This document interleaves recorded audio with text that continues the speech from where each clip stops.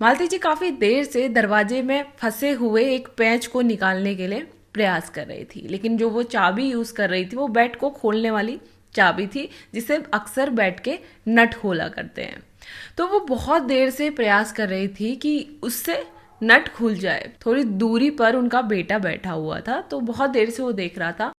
वो शायद अपनी माँ से नाराज़ था, इसलिए पहले नहीं बोला, लेकिन बार बार अपनी माँ को इस तरीके का प्रयास करते हुए देखकर उससे रहा नहीं गया। वो अपनी माँ के पास आया, थोड़ा गुस्से में था, बोला कि आपको पता नहीं है कि इससे चाबी खुलेगी? ये तो बेड को खोलने वाली चाबी है, तो इससे ये दरवाजे का नट कैसे खुल जाएगा? मालती कुछ नहीं बोली, फिर भी लगी हुई थी खोलने में।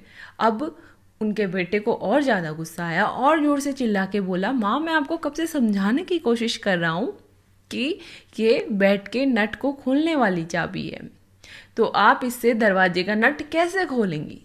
आप इसे नहीं खोल पाएंगी, पेचकस से मैं इसे खोल देता हूँ। तो मालती की माँ तपाक से बोले कि एक पैच को कसने के लिए सही औजार की ज़रूरत है, बिना पेचकस के ये नहीं कसेगा, या इसके लिए जो भी औजार लगते हैं उसके बिना ये नहीं कसेगा। तो तुम दुखी क्यों होते हो? तुम्हारी परेशानियां जो हैं तुम उसे दूसरे तरीके से हल क्यों कर रहे हो?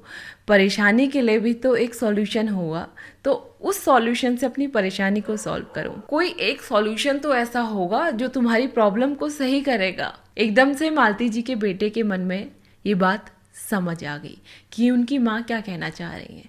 वो बहुत दिनों से काफ़ी परेशान था किसी वजह से कि उसका काम नहीं बन पा रहा है। हमेशा एक कोने में बैठा रहता था, किसी से बात नहीं करता था, घर में भी बहुत बुरी तरीके से बात करता था। मालती जी ने उपाय निकाला अपने बेटे को समझाने का, क्योंकि वो किसी की बात समझने को तैयार नहीं था। क्योंकि हम परेशान होते हैं ना, तो हम किसी की बात नहीं सुनना चाहते, बस उसी जोन में, परेशानी में हम चुपचाप बैठे रहना चाहते हैं। तो गाइस, ये थी मेरी आज की छोटी सी कहानी। आपको कैसी लगी मुझे कमेंट करके जरूर बताइएगा। अगर आपको कहानी अच्छी लगी तो इस वीडियो को लाइक कीजिए, शेयर कीजिए। मिलते हैं आपसे अपनी अगली वीडियो में। इतनी गर्मी पड़ रही है तो चिड़ियों के लिए दाना पानी जरूर रखें।